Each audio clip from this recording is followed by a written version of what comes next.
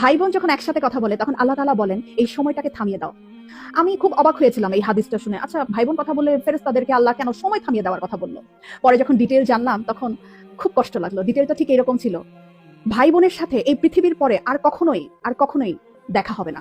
হাসরের ময়দানে না, আখিরাতে না। জিজ্ঞাসাও করছে আমারে যে ওদের মরার পরে বলে ভাই বোনের দেখা হইব না, ঘটনা কি?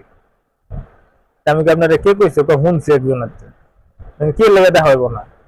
উনি যে কারণ বললো যে ভাই বোনের হক মাইরা খায়, এই কারণে কিয়ামতের দিন দেহারই সুযোগ দিব না আল্লাহ।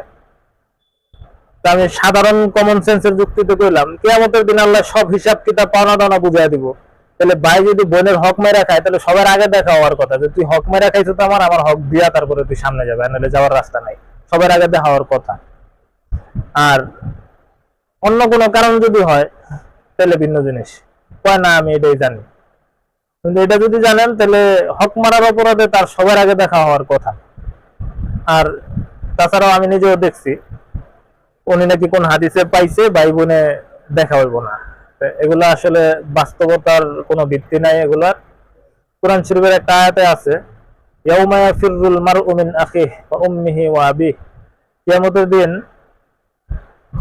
ভাই তার বোনের থেকে পালাইবো, বোন ভাইয়ের থেকে পালাইবো, ওয়া উম্মিহি ওয়া আবিহি, বাবা মা পালাইবো, ওয়া সাহিবাতিহি ওয়া বানিহি, স্বামী সন্তান স্ত্রী ছেলে সন্তানাদি, এরা একজনের থেকে আরেকজন পালাইবো। এরা কেন পালাইবো? এই আয়াতে এই পালানোর বর্ণনা করা হয়েছে কিয়ামতের মাঠের যে ভয়াবহতা সেটা বর্ণনা করা হয়েছে, যে আপনার কেউ কাউরে সাহায্য করতে আসবো না।